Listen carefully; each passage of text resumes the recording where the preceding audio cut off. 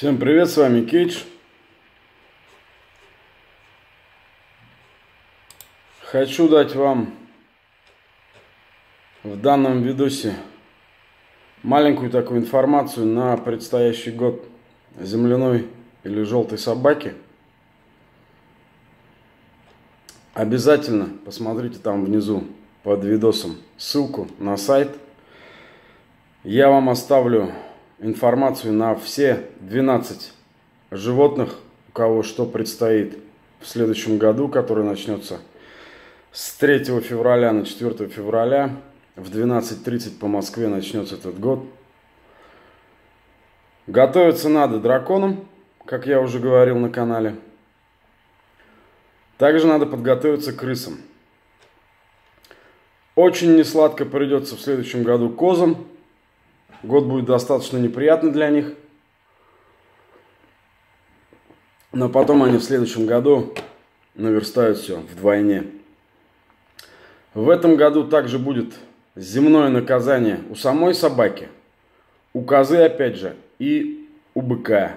То есть те, кто более-менее благодаря моему каналу разбирается в бадзи, знаете уже, да, что это такое? Это когда, допустим, человек рожден в год собаки, быка или, соответственно, козы, и наступает для данного человека, допустим, он собака, и наступает месяц козы, там, день быка, и начинается пиздец. Соответственно, если вы соотноситесь к таким годам, советую вам чисто от себя не связываться в плане каких-либо социальных или половых отношений с людьми, которые также являются вашим земным наказанием. Вот. Смысла все это вам перечитывать я не вижу. У вас есть глаза. Напрягите булчонки, бояре и боярни. Тут такой мне, значит, поступил вопрос. Приветствую, Кейдж. Случайно наткнулся на твой канал и подсел на твое творчество. Темы толкуешь реальные. Уважение тебе и низкий поклон. Хотел бы узнать твое мнение о фильме «Пассажиры». Если, конечно, смотрел. Как бы ты поступил на месте главного героя и как бы охарактеризовал поведение бабы по отношению к главному герою-мужчине? Если считаешь вопрос глупым, не бань, с уважением, твой подписчик. Короче, подписчик, я тебе оставлю ссылку на один охуенный канал. Это называется «Скрытый смысл». Там все фильмы, как Бог черепаху раскладывает ведущий. Если же тебя интересует лично мое мнение, как бы я поступил, да? Кто не смотрел фильм «Пассажиры», там ситуация такова. Космический корабль с огромным количеством спящих в анабиозе поселенцев. И в таком состоянии механик, мужчина, просыпается. То ли аварийно, то ли что там случилось. Ну и, короче, он там почти год, что ли, проводит один.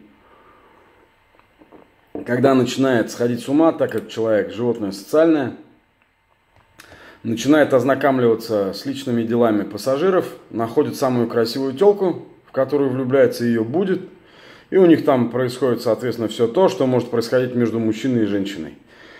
Вот. В чем прикол? Что бы сделал я?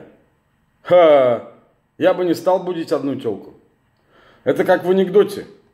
Анекдотец от Кейджа. Муж и жена купили рыбок, гуппи, допустим.